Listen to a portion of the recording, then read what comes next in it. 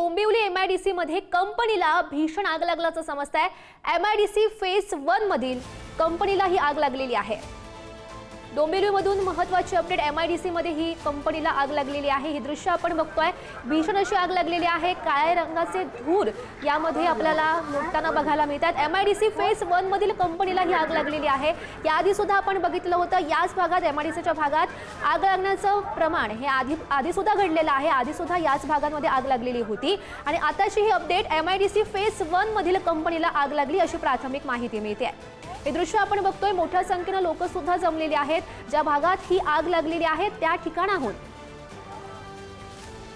धूर सुद्धा आपल्याला बघायला मिळतोय। काळे धूर या ठिकाणी बाहेर पडताना बघायला मिळत आहे। डोंबिवलीमध्ये एमआयडीसी मध्ये कंपनीला ही आग लागलेली आहे। एमआयडीसी फेज 1 मधील कंपनीला आग लागल्याची माहिती समोर येते आहे।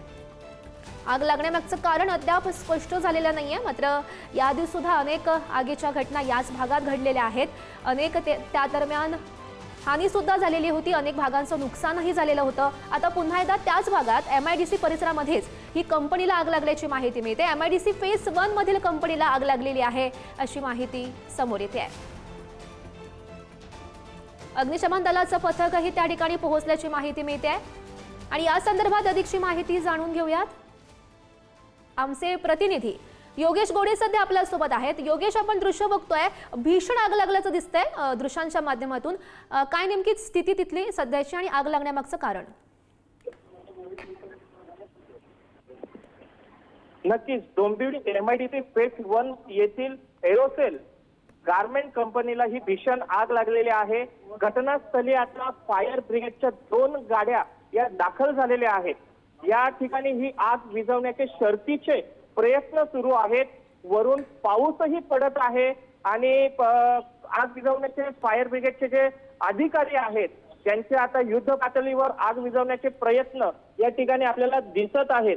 त्याचबरोबर आगीवर नियंत्रण कसे मिळवले जाईल याचा हा संपूर्ण खटाटोप हा फायरच्या अधिकाऱ्यांकडून केला जात आहे। 2 बंब या ठिकाणी आलेले आहेत। अजूनही गाड्या ह्या कल्याणवरून येत असल्याची माहिती ही अधिकाऱ्यांकडून मिळत आहे। प्राथमिक माहितीनुसार ही आग कशी लागली, काय लागली याचा कोणताही तपास अजून आलेला नाहीये, मात्र थोड्याच वेळात या संपूर्ण प्रकरणावर प्रकाश हा टाकला जाईल। बरोबर योगेश, आपण दृश्यांच्या माध्यमातून बघतोय, भीषण आग लागलेली आहे। काळे धूर सुद्धा लोटताना आपल्याला दिसत आहेत। ही आग लागली त्या दरम्यान या कंपनीमध्ये काही लोक सुद्धा होती का, त्यांची काय सध्याची स्थिती, याबाबत अधिकच्या अपडेट्स? हो नक्कीच, आग लागली त्यावेळेस अनेक लोक या कंपनीत होती। आग लागल्याचे समजतात अनेक लोकांना बाहेर काढण्यात आले। ह्या संपूर्ण आगीवर नियंत्रण मिळवून फक्त नागरिकांनाच बाहेर काढण्यात आले नाही, तर इथल्या आजूबाजूच्या वस्तीतील नागरिकांना देखील खाली करण्यात आलेलं आहे। आग भीषण आहे, त्यामुळे कोणतीही जीवितहानी होऊ नये याच्यावर देखील प्रयत्न सुरू आहेत।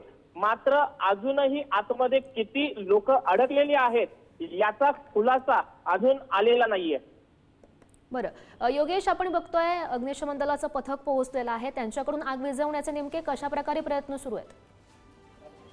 नक्कीच या ठिकाणी 2 बंब आग विझवण्याचे 2 बंब फायर ब्रिगेडच्या गाड्या या दाखल झालेल्या आहेत घटनास्थळी। जसं त्यांना कॉल आला त्यावेळेस त्यांनी घटनास्थळी या 2 बंब या ठिकाणी डोंबिवली फायर ब्रिगेड ऑफिस मधून गेलेले आहेत।